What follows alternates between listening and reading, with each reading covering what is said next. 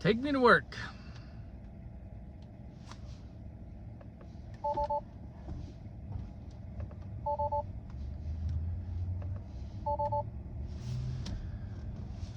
right. Seatbelt. So with the self-driving in the Tesla, you need to have the seatbelt on. Just a note to self. There we go. I'll tell you one thing, this self-driving is amazing.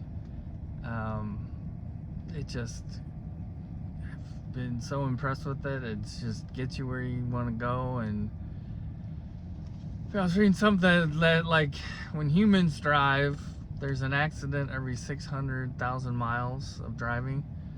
With these AIs, it's like 3 million, so it's like 5 times safer than actual humans driving. And I can only imagine if, like, everybody had the self-driving, accidents would probably go down to, you know, nothing, because these things don't make mistakes. They don't fall asleep. They're not looking at their phones. They don't care. You know, they're not distracted by people in the car. They don't care. They're just doing what they're doing. And you know, another theory is that traffic would go away, because if every car at the stoplight was self-driving and the light turned green and they all went at the exact same time, there would be no delays. A lot of times traffic is just simple delays that, you know, compound on each other.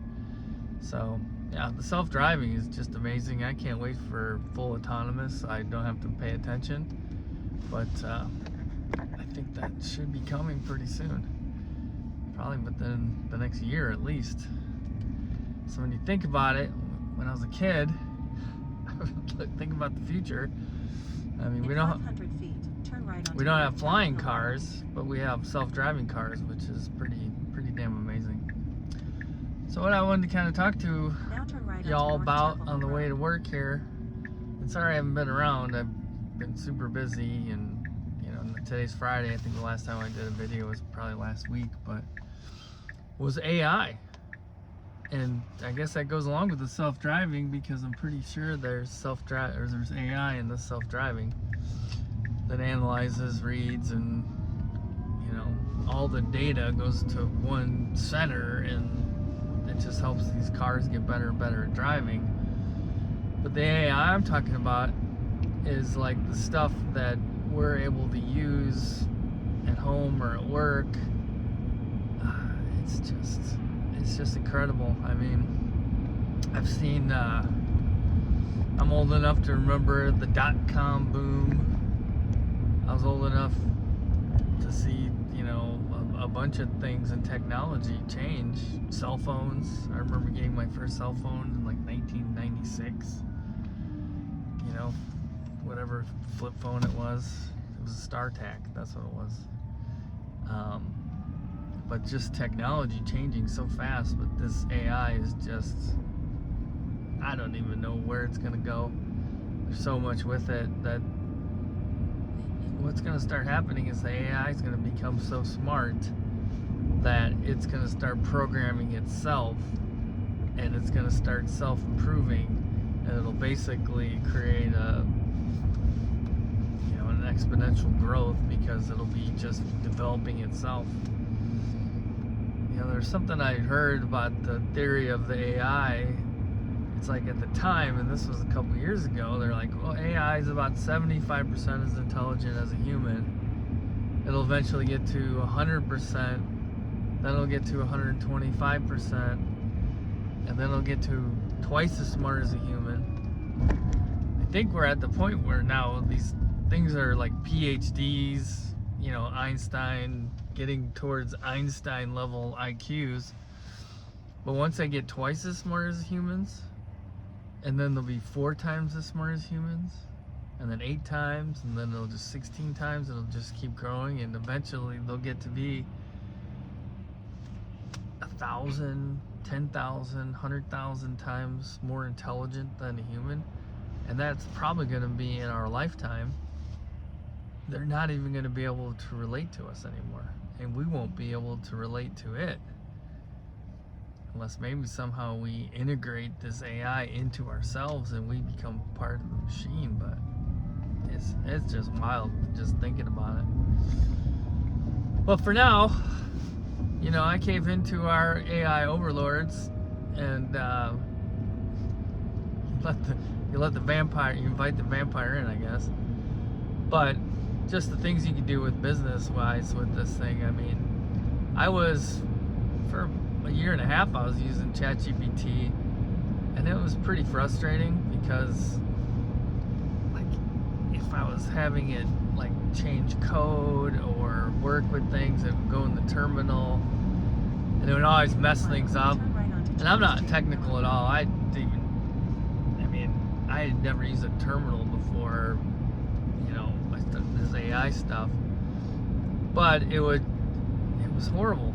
Like explaining things, and then it would mess things up, and then it would try to correct it, and it would mess it up more, and it was just so frustrating. I was just like, I'm not dealing with it.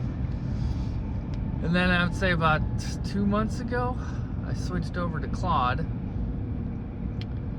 Maybe 4 months ago. I switched over to Claude, and it was like life-changing. This thing, the new Opus 4.6 model, is just like, it's almost like dealing with a very intelligent human.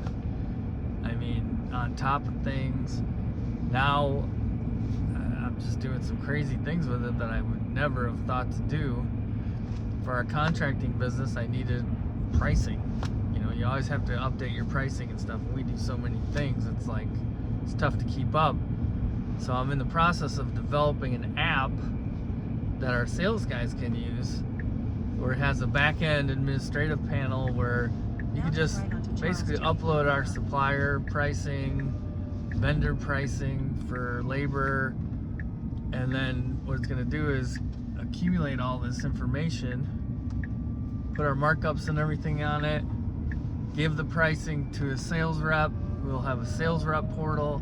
They'll be able to create quotes. They'll be able to create good, better, best situations, and then add items, create a proposal basically. And then from there, it's going to go into a presentation. So when we're in the house or the home helping a homeowner, we could show them on the screen what the pricing is for their project. So it's not like some scratch on a piece of paper or anything like that. This is our pricing. So it's pretty neat.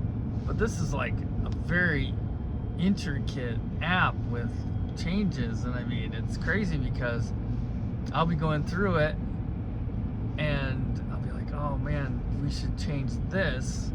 But it would like fundamentally change like a whole, the whole admin section. And Claude just boom, boom, boom, goes and does it. So what's interesting is I started out kind of just using the browser version, and then I got the app, and I started using the app, and the app's got co-work and code on it. So you've got like the chat, you got co-work, which is it can manipulate files, and it can search on the internet and do stuff like that. It's more, chat's more like for asking questions and stuff. The co-work is more, can do things for you. You set up these files for it to kind of instead of a prompt, it takes a file, or an MD file it's called. And then the next level is code, and I've been doing a lot with the code. And it's been kind of slow because that's where I'm doing the app. It asks you, to approve this, approve that. I'll be honest with you, I approve everything because I have no idea what it's even asking me. But it's kind of slow with the app. It's always thinking. And then I decided to redo our website because I want it to be AI friendly, searchable, optimized for SEO, all that kind of stuff. So I went in Claude Code and started doing that through their app. And again, it was slow, manual, and it was having me do most of the work. It would give me the code. I would have to put it logged in, I'd have to update this and that and the other thing. And finally, I'm like, there's got to be a better way. So I ended up downloading, it's called Virtual Studio Code. I think it's by Microsoft. And you can actually use code through that. And that was like night and day. It's fast, super fast. It was doing stuff where I had created, I think it took me 3 days. And that was really Claude creating the pages and everything. But me doing the work on the site, it took me like 3 days to do about 14 pages. I got it hooked up into the Visual Studio, and it created 24 pages in like 5 minutes. Updated, did a batch or whatever it called, updated everything, got everything optimized. I'm just like, now this is freaking amazing. And that's where I'm at. I've got it now where most of the pages are updated. I've got a few more to go. Some I want to work on kind of personally. Some of them I just let it kind of go. I gotta go back and make some changes, but it won't be as much time as before. But the best thing is, now I can just tell it, okay, I need you to change this picture on this page to this, and it'll just go in there and do it. Or I'm gonna start now, we have a blog, but I haven't been real consistent with blogging. I'm gonna have it create a blog, but stuff that's relevant and important for homeowners want to learn, and have it, write it and put it together, and then I'll proofread it and make changes to it before we publish it. But just that kind of stuff that saves so much time and makes things so nice. So I'm thinking about different applications of how I can use this, especially if this thing can go into a browser and make adjustments to things. It's just absolutely amazing. So that's the world we live in, and it's like makes me so excited. It's like, here I am in this contracting business, and it's rewarding because I like the before and after. I like to see work with a house and improve it. That's been my biggest thing with remodeling, and when I do the flip houses and everything, is just taking that house and making it better. I feel like I did something to make the world better, or improve things, but it's really the before and after that's really gets me excited about this business. But it's tough. You're dealing with homeowners, you're dealing with contractors. When you're general contracting, you're dealing with employees and independent, contractors, and you're dealing with all these different people. And you know how people are. But you look at it like, can I take this AI and create something that I'm not limited to geographic area? I don't really have to deal with people that much. In contracting, it's not, the projects that we do are expensive. Working on a house is expensive now. The materials and labor have gone crazy. And so, we're selling jobs from $5,000 to $150,000. But, create something like an app or something where a few people or a lot of people give me a smaller amount of money, but it ends up being more in the end, and not having the hassles of dealing with customers and big projects and the liability and stuff. It's interesting. If you're not keeping up with AI, you're gonna get left behind, and that's just the truth. And it's like, I watch tons of videos on YouTube, and I'm always constantly learning. I'm on X. Everything on X is about different AIs and different applications people use it for. But I could just see people not getting on board with it. The scariest thing is the jobs it's going to replace. white collar first, probably middle management. I mean, I use it for legal stuff. I use it for accounting. I use it for, I mean, there's just so many things that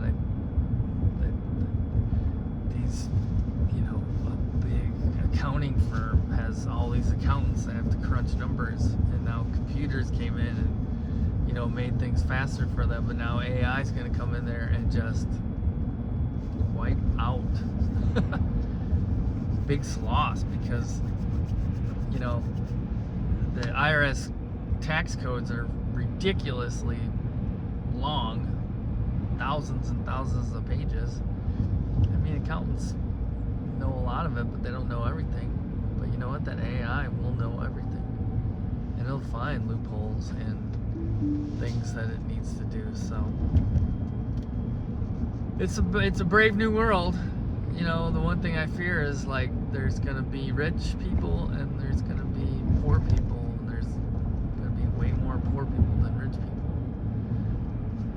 You know, and they say the jobs that are safe for plumbers, electricians, I guess tradespeople right now, but I mean, you look at what they're doing with the AI, combine that with what they're doing with robots, those jobs aren't far behind, believe me. So, something to think about. You know, get on board, try AI, open your mind. You know, we can't stop it. We're just people living in the world. But, so you kind of try to adapt and hope, you know, everything works out in the end. Well, on that note, it's Friday. Have a good weekend. And have a great one.